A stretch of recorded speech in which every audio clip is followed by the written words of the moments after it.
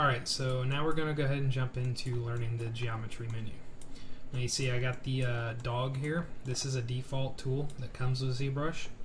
All you have to do to access it, go up to Lightbox, under the tool menu, it's right here, third object. And just double click that. Okay? So we got that guy open. And we're going to jump over here to the divide function right here under the geometry menu.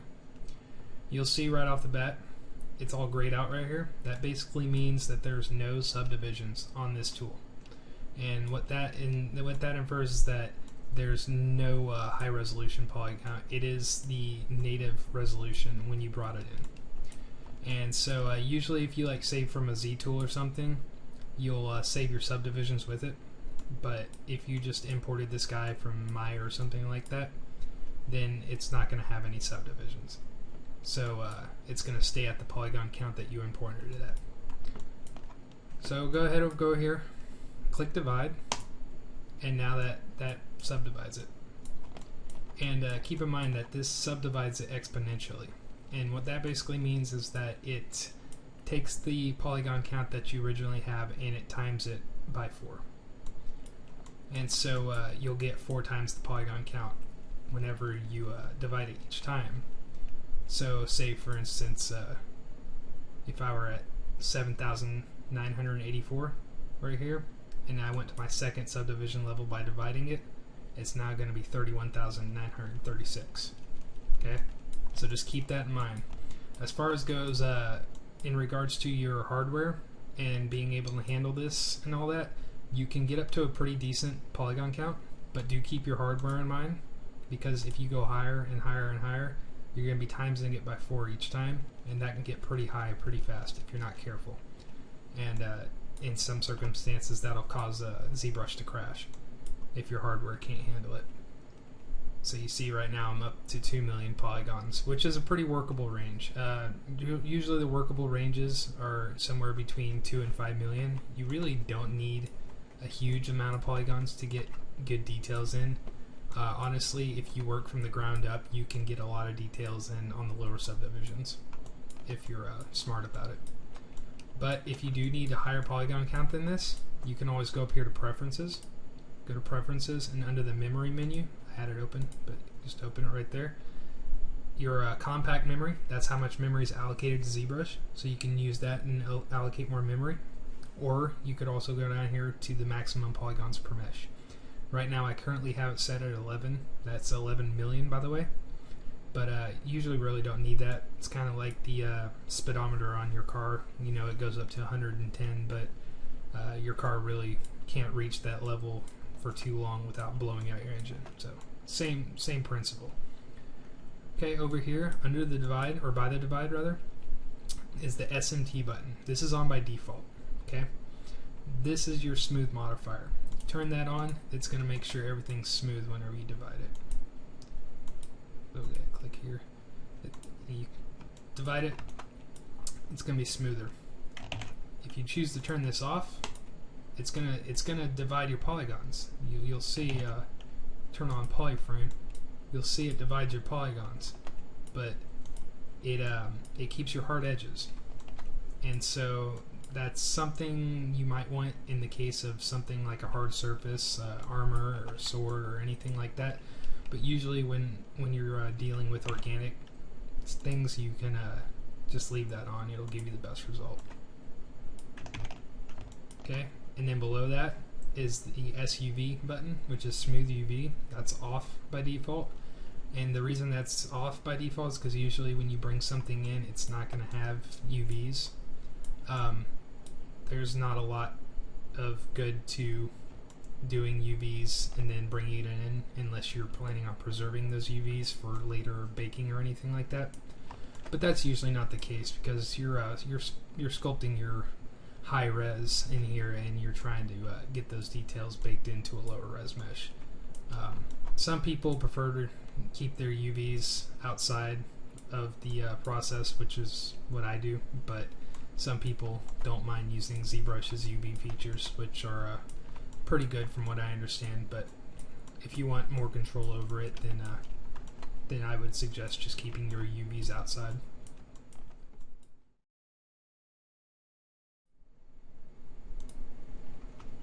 Okay, so over here now, under divide is the edge loop tool. And what the edge loop tool basically does is it allows you to include edge loops in certain parts of your mesh. Say for instance, part of the mesh that doesn't have a lot of polygons or something, you want it to be able to have a little more resolution, so you can sculpt some extra detail in there or something. It's pretty easy because you'll just go ahead and mask. And I know I haven't showed you how to do this yet, so don't worry about following that, but I'm just going to show you what it does. You would usually just mask a part off and then hide that part, and you just hit the edge loop button, and it basically adds an edge loop around the edge, giving you a little more resolution to play with. It's not really a super important thing if you know how to balance your topology right before importing it into ZBrush, but it's a useful little thing if you absolutely need that little bit of extra resolution in a certain spot. But we're not going to worry too much about that right now. Same thing with groups loops, except for groups loops, it's a new feature, and it's basically a way for you to add edge loops into new and existing polygroups. So when you bring something in to project onto, then it'll preserve the edges around the polygons, giving you smoother transitions and stuff. But we're not going to worry too much about that. It's kind of just an extra little feature. It's nice to have, but it's not really an absolute necessity to know. If you absolutely want to know that, then please look on YouTube for something relating to that. It's not real hard to find. The crease button down here below the groups loops and the edge loop is basically allowing you to retain some of your hard edges by using this. Kind of a lot like the smooth modifier here, but a little bit different in the sense that it's kind of just covering your entire mesh for hard edges. So to set up an example, go ahead and just give this guy a hard edge. I don't know why a dog would have hard edges, but we'll give him one anyway. Okay, well, obviously he's not subdivided, so if we were to go ahead and do that, it's going to kind of give us a smooth little beveled edge, which might be what we want, and it's mostly desirable. But for whatever reason, let's say we don't want that, we can go ahead and hit crease, and when you divide it again, it's going to have a sharper edge on it. Okay, and this is going to depend on the angle too. This C tolerance is your crease edges tolerance. That's going to basically determine what angle it creases the mesh at. So we have something of a kind of 90-ish degree angle here. So as long as this is below 90 and you hit crease, it's going to pertain that. It's going to reserve that hard edge and all of the edges around it. We have an crease here. If we go over 90 and we crease it, then it's going to kind of act like that it wasn't there, because it's not compensating for that edge, because it's a 90 degree edge and we're already over that in our crease tolerance. So just keep that in mind. Not a lot of instances where you'll need it. Again, if you place your loops correctly and you keep your topology clean while importing, you shouldn't have a problem with using that too much. But also uncrease right there if you need to uncrease something. Maybe you did it on accident or something. Just hit uncrease. Brings it back to its original state. So, equalize surface area.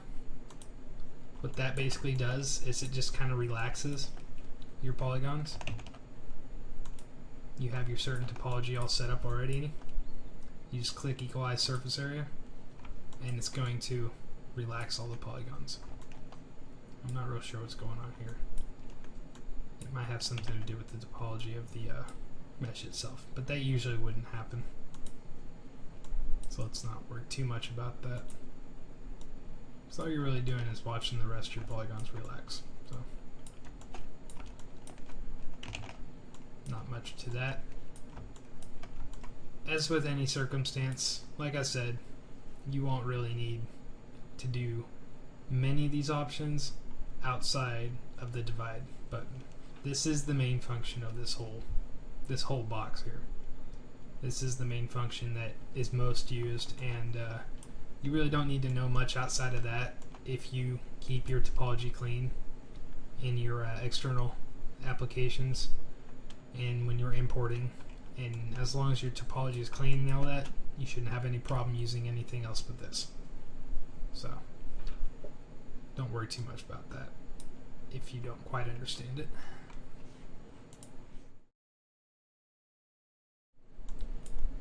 Alright, down here, this is shadow box. This is a new feature in ZBrush, in most recent versions anyway.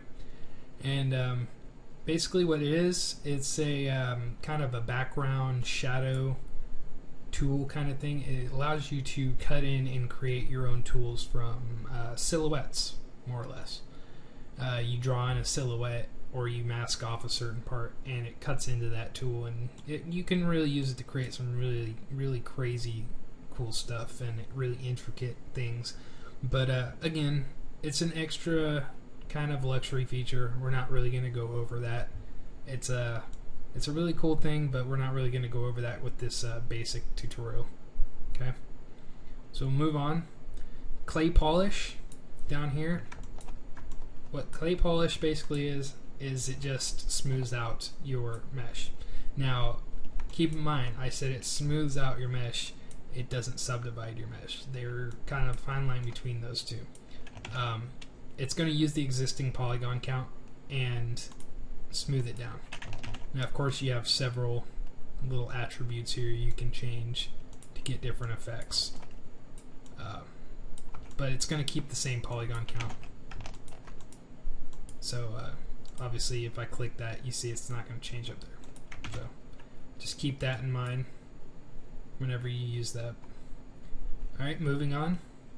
Dynamesh, that's another new feature of ZBrush, probably the most notable new feature of ZBrush for R2, if I believe it started with. Dynamesh retopologizes your mesh within ZBrush as you're sculpting. Now what's really cool about that is that you're often going to, like the example I showed before, you're often going to what's the brush I'm looking for? Snake hook. You're often going to get into a part where you stretch your topology out too far. Whatever, you're sculpting, you're having fun, but your topology is going to be a mess. So you don't want that, obviously, if you're going to be sculpting more details into these parts or something. What Dynamesh does is it retopologizes your entire mesh around any changes you make in real time, and it does it very quickly. And this is an awesome thing because this is going to give you the ability to put the polygons back into the places they need to be. And you can do this all very quickly, and it just really improves your workflow. It really improves the things you can do with your mesh outside of the boundaries of the mesh itself. So I mean, honestly, he's not going to come in with a spike on his back or anything. So adding that would be very difficult unless I were to say go back into Maya or something and create it and then attach it to him. But using Dynamesh, I could stretch this out as far as I want it. Topology's all screwed until I hit this, and it just retopologizes for them. What I basically did, I hold control and I just drag, and it retopologizes everything for me. This is a really awesome feature, but I'm not going to get that far into it. Again, this is probably one of the most notable new features of ZBrush. So trust me, there are plenty of resources out there if you want to learn more about it. Definitely go check those out. Okay.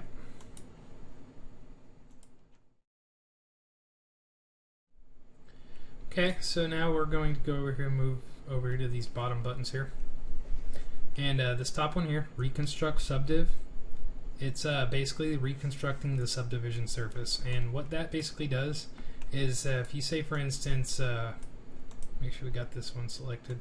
You say, for instance, we have multiple subdivisions or something, and say you accidentally delete your lower subdivisions. It's possible, it can happen. And you're at too high of a resolution, you just don't really want to go all the way back and try to undo all that stuff, or maybe you can't undo all that stuff.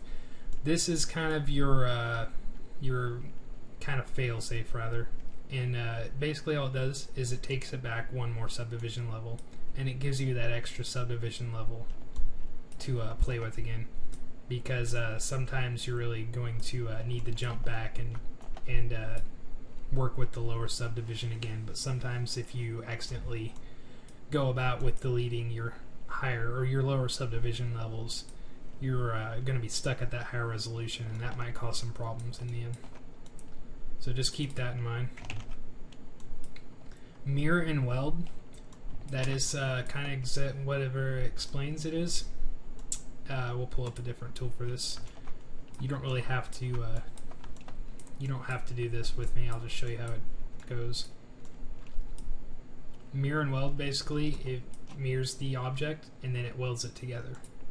So if you mirror it and weld it, it welds it in the center there along the axis, whatever axis you choose, by the way.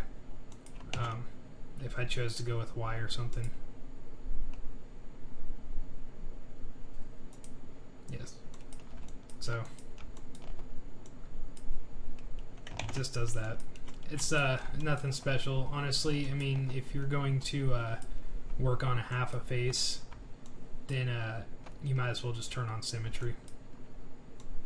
It's a lot easier to do it that way. You'll get the same details and everything. You're not going to have a whole lot of use for this. Delete hidden. We'll go back to our original dog tool here. Delete hidden is in relation to what you mask off that you want to be hidden. So if you mask off something and then you hit delete hidden, or excuse me, first you have to hide it.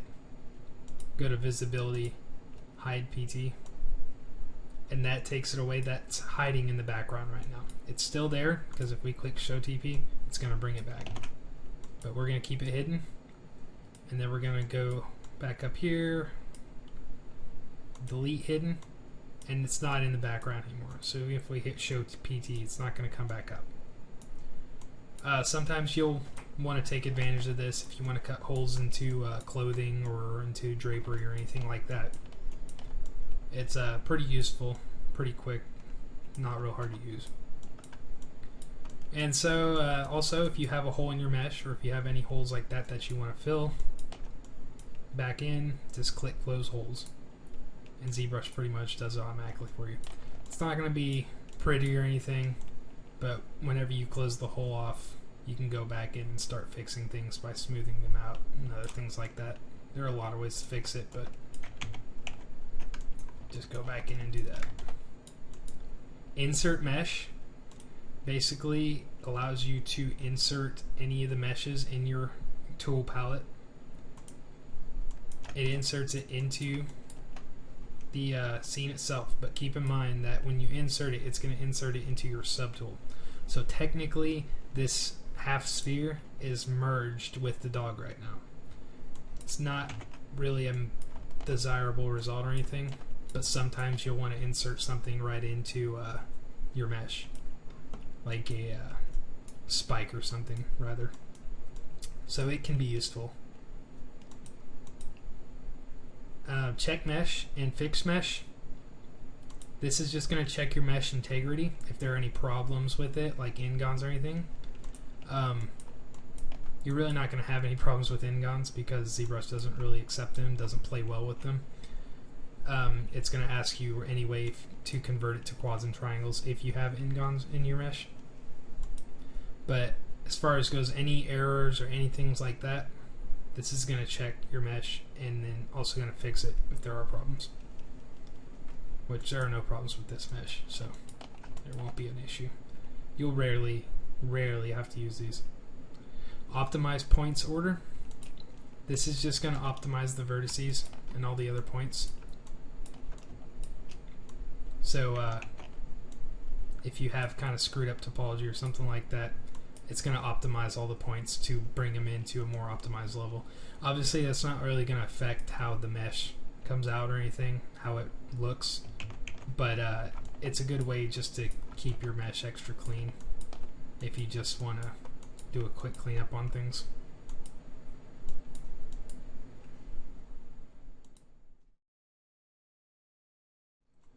Alright, so in addition to the geometry menu, that's pretty much all that, but in addition to that, I'm also going to show you a couple other menus that really work in a combination with it.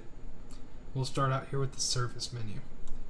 Now the surface menu is relatively new. I think they introduced it in 3.5 R2, I'm not real sure, but it's still a relatively new thing, but they've improved it quite a bit.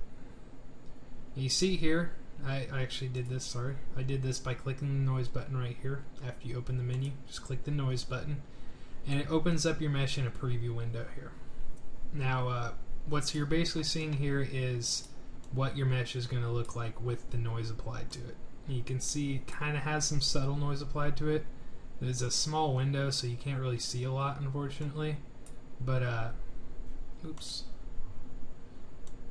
But it has a little bit of noise applied to it. Now if you bring up your scale, you're going to start to see more noise. And this is kind of a good thing for if you want to put like weathering or denting or any other kind of noise into your mesh or something like that. If say for instance you have armor, you want some weathering on, you can use this feature and you can get different frequencies of noise. And just play around with the meters a lot and get really cool combinations and stuff. So this is your noise curve down here. This is just gonna kind of affect the what the curve of the noise is. It's gonna give you a different kinds of edges on the noise and all that kind of stuff. I mean, there's a million combinations with all these meters involved. So you can just mess with it and get some really cool results. But whenever you're finished, just press OK, and it technically applies this to your mesh, but it really doesn't, because obviously if you turn noise off, it's going to go away. This is still just a preview of sorts for the noise. So whenever you're finished with this and you're ready with it, you just click Apply to Mesh. Okay, you see what happened here was it doesn't look anything like it just did. Obviously, it looks completely different. The reason for that is there's not a lot of subdivision here. This is a lower subdivision. What it basically does is it wraps your current mesh around the previewed noise. And if there's not a lot of polygons to account for that resolution, then it's just going to do the best it can with the polygons you have. And it won't be the best result, but you can fix that by easily just dividing again up here. And then reapply, apply to mesh. You see it's a little bit higher resolution now. So it's going to be a little bit better each time you get up higher in your resolution. Burnt crispy dog. Anyway, we'll back off here. Close that out. Next is your deformation menu. This is a little important sometimes if you want to get certain things done, like specific shapes or anything like that. Say for instance, if I were to mask off this area or something, and let's turn that off, and I wanted it to pop out here. Well, maybe I didn't really want to sculpt it in place or anything. Maybe I didn't want to sculpt it in place with my brush like normal. So I could just do something like inflate down here. It's a pretty common one, and just enter a value. and it's gonna inflate the mesh beyond the mask there. So you can get some pretty cool results with this if you're crafty with it. But they have several different options under here. They all do different things. They're all different types of deformations. So you can get some pretty cool results just by messing around with this and using it in conjunction with your masking and stuff like that, which we'll also get into later. Close that out. Next, we'll go down to the display properties. This is only important for one very good reason. Sometimes when you bring your mesh in, it's going to look like this. Okay, and the reason it might look like this is because when you exported it out of your program, out of your external program, the normals might have been flipped on them. And maybe you forgot to flip them back before you exported.